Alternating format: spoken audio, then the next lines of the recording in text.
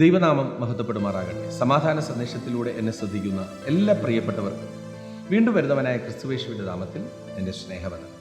റോമാലേഖനം 12-ാം അധ്യായം അതിൻ്റെ 10 മുതലുള്ള ഭാഗങ്ങളിൽ സഹോദര പ്രീതിയിൽ തമ്മിൽ സ്ഥായി പൂണ്ട് ബഹുമാനിക്കുന്നതിൽ അന്യോന്യം മുന്നിട്ട് കൊള്ളിൻ, ഉത്സാഹത്തിൽ മടുപ്പില്ലാതെ ആത്മാവിൽ എരിവുള്ളവരായി കർത്താവിനെ സേവിപ്പിൻ.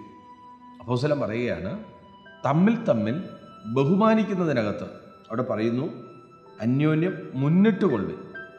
അടുത്ത ഭാഗം പറയുകയാണ്, ഉത്സാഹത്തിൽ മടുപ്പില്ലാതെ ആത്മാവിൽ എരിവുള്ളവരായി കർത്താവിനെ സേവിപ്പിൻ.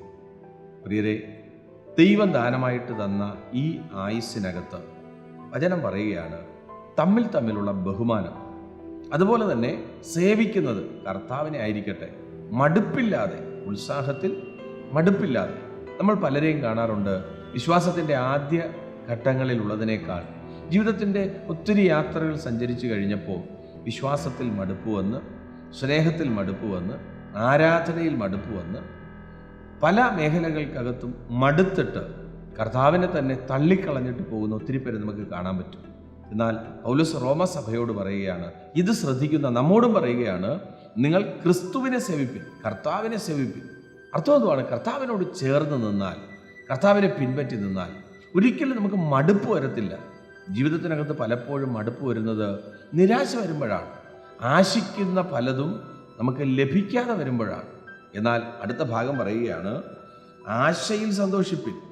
അപ്പോൾ നമ്മൾ എന്ത് ആശിക്കുന്നു എന്നുള്ളതനുസരിച്ചിരിക്കും നമ്മുടെ മടുപ്പ്. കർത്താവിനെ സേവിക്കുന്നതിനകത്താണ് നമ്മുടെ ആഗ്രഹമെങ്കിൽ പ്രിയരെ, നമ്മൾ മടുക്കത്തില്ല. എപ്പോഴാണ് മടുപ്പ് വരുന്നത്?